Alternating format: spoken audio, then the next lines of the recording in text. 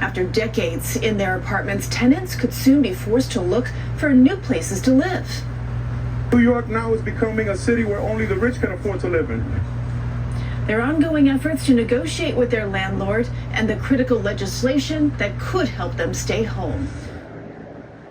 Tenants in Brooklyn, they rallying, demanding to passage a bill in New York that would allow them to buy their apartment building from their landlord.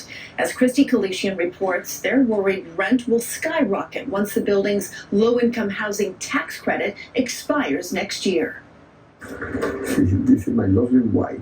82-year-old Gilberto Gonzalez has been living in his one-bedroom apartment for 32 years. He and his late wife Dolores raised their kids here. How difficult would it be to leave? Oh my God, it would be terrible. Because I'm not nowhere to go, nowhere.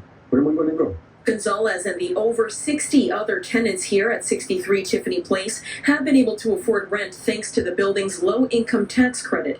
But it's set to expire next year, which would let the landlord drastically raise rent. I honestly don't think there's a housing crisis as much as an affordable housing crisis. Tenants and lawmakers are calling for the passage of TOPA at the state level, the Tenant Opportunity to Purchase Act, or COPA at the city level, Community Opportunity to Purchase Act, allowing them to buy the building off the landlord when it is for sale.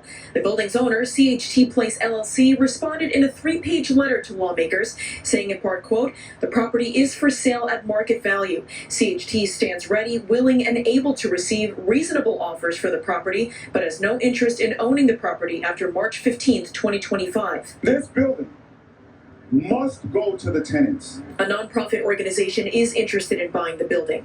If no deal is reached here, dozens of tenants could face homelessness after living in the tight-knit community they've established over decades. To have people to come in here to displace us? No.